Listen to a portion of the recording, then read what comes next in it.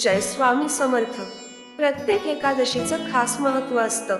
2024 वर्ष सुरू झाल्यानंतर जी पहिली एकादशी येते आहे ती या एकादशीला उपवास करून सिद्धी योगाने भगवान विष्णूची पूजा केल्यास सर्व कार्य तसेच मनोकामना सफल होणार आहेत. सफला एकादशी दिवशी पवित्र नदीत स्नान करण्याबरोबरच भगवान विष्णूच्या पूजेचे विशेष महत्त्व शास्त्रांमध्ये सांगण्यात आले आहे. या दिवशी भगवान विष्णूची पूजा केल्याने सर्व कार्य सफल होतात. तसेच या दिवशी भगवान विष्णूची पूजा केल्यास सर्व दुःख दारिद्र्य नाहीसे होते अशी भक्तांची धारणा आहे. तसेच तुळशी मातेसमोर तुपाचा दिवा लावल्यास भाग्य वाढते. हा उपवास केल्याने व कहाणी ऐकून अश्वमेध यज्ञ करण्यासारखे पुण्य प्राप्त होते असे सांगितले जाते. पौराणिक कथेनुसार एकेकाळी चंपावती नगरीचा राजा महिषमान होता. त्याला 4 मुलगे होते. त्यापैकी मोठा मुलगा लुंपक हा दुष्कर्म करणारा होता. तो मांसमद्य सेवन करत असे आणि संत ऋषी मुनी देवी देवता इत्यादींचा अपमान करायचा. त्याच्या वागण्याने राजा चिंतेत होता.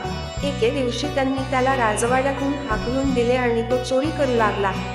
त्याच्या या सवयीमुळे शहरवासीही त्रस्त झाले होते.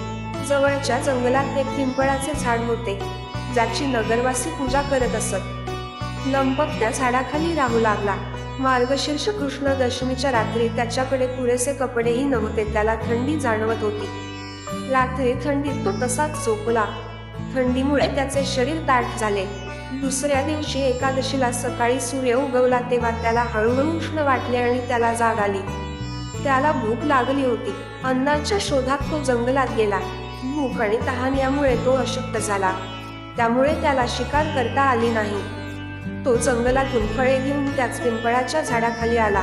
तोपर्यंत अंधार पडला होता. त्यानं फळे ठेवली आणि म्हणाला, हे नाथ, ही फळे तुला अर्पण केली आहेत. आता ती तूच खा.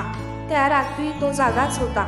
तो त्याच्या पूर्वीच्या पापांसाठी पश्चाताप करत होता.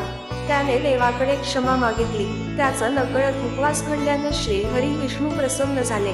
त्याने लंपकच्या पापांचा नाश केला.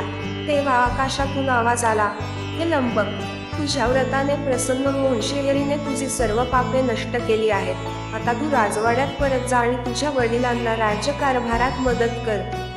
राजाचे पद ग्रहण कर. हे ऐकून लंपकने भगवान विष्णूच्या नावाचा जप केला आणि तो आपल्या महालात परतला. वडिलांनी त्याला राजा बनवल्यावर तो धर्माचा मार्ग अवलंबून राज्य करू लागला. त्याने एका योग्य आणि सुंदर मुलीशी लग्न केले.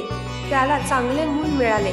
श्रीहरींच्या कृपेने त्यांना आयुष्याच्या अखेरीस मोक्ष प्राप्त झाला. जो व्यक्ती सफला एकादशीचे व्रत करून विष्णूची आराधना करतो त्याला जीवनात यश आणि मोक्ष प्राप्त होतो असे मानले जाते.